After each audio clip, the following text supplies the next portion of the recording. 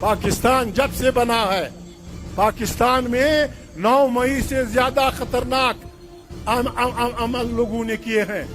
हमारा मुल्क टूटा है, आज तक हमारे मुल्क की हमें किसी ने नहीं बताया है कि ये मुल्क कैसे टूटा।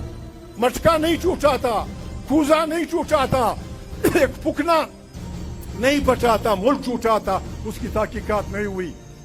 उसके बाद एक मुंतखब वज़ीर आज़म को बिल्कुल ताकत के नशे में फांसी दे दी गई। 15 साल बाद अदालत साहिबान होश में आए कि जी बहुत बड़ा जुल्म हुआ, उठो गरीब को नाक फांसी हुई। ये मुल्क किस तरह चलते हैं?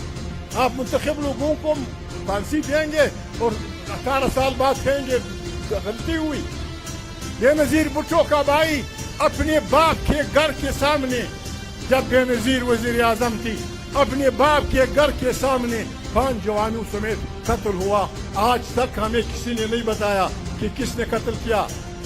बेनजीर भुट्टो को दिन दहाड़े खड़े यहाँ गोली मार दी गई, अभी तक हमें पता नहीं कि क्या हुआ। 12 मई को कराची में इंसानों पे किस तरह परिंदों को गोलियां चलाई जाती हैं, सैकड़ों लोग या दर्जनों लोग मारे गए, अरबों का नुकसान हुआ।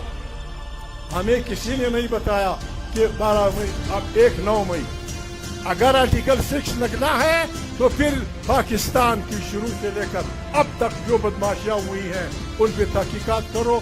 9 मई में इमरान खान को भी गिरफ्तार करो। ऐसा नहीं होगा कि सब कुछ लोगों ने किया है अभी 9 मई बाबा बात ये नहीं है।